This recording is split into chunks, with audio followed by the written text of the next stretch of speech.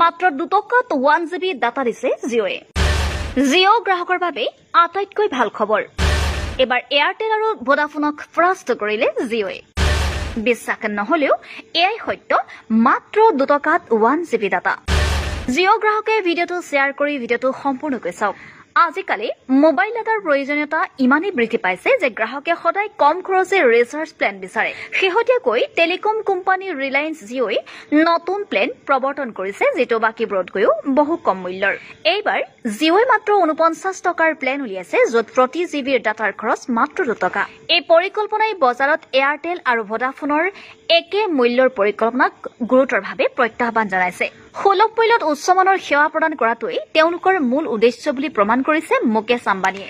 ইতিমধ্যে জিঅ'ই এয়াৰটেল আৰু ভোডাফোনক প্ৰতি জিবিত মাত্ৰ 2 টকাত ডাটা প্ৰদান কৰি প্ৰতিযোগিতাৰ অধীনলৈ আনিছে।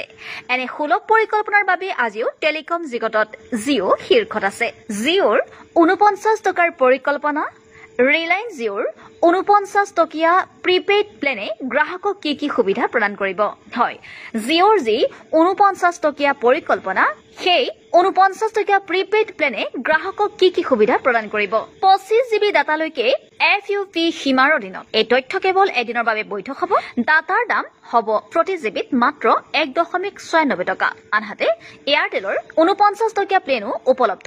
FUP 20 GB লৈকে আনলিমিটেড ডাটা। এই পৰিকল্পনা এদিনৰ বাবে বৈধ হ'ব। এয়াৰটেলৰ এই পৰিকল্পনাত প্ৰতি জিবি ডাটাত খৰচ হ'ব মাত্ৰ 2.45 টকা।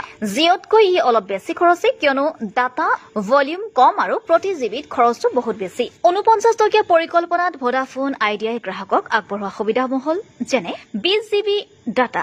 20 GB, কিন্তু ইয়াত সীমাহীন ডাটাৰ কোনো লাভ নাথাকিব। সময়সীমা এদিন হ'ব। প্ৰতি জিবি ডাটাৰ খৰচ 2.45 টকা আৰু সুলভ মূল্যত উচ্চমানৰ সেৱা প্ৰদান কৰাটোৱেই তেওঁলোকৰ মূল উদ্দেশ্য বুলি প্ৰমাণ কৰিছে মুকেশ আম্বানীয়ে। ইতিমধ্যে জিঅ'ই এয়াৰটেল আৰু ভোডাফোনক প্ৰতি জিবিত মাত্ৰ 2 টকাত ডাটা প্ৰদান কৰি আছে আৰু ই প্ৰতিযোগিতাৰ অধীনলৈ আনিছে। এনে সুলভ পৰিকল্পনাৰ বাবে আজিও টেলিকম জগতত জিঅ' শীৰ্ষত আছে। প্ৰিয় দৰ্শক, ভিডিঅ'টো কেনে লাগিলে? যদিহে ভাল লাগিলে শ্বেয়াৰ কৰিবলৈ নাপাহৰিব আৰু এনেধৰণৰ বিভিন্ন বাতৰিবোৰ আগতীয়াকৈ পাবলৈ আমাৰ পেজটো ফলো কৰিবলৈ নাপাহৰিব।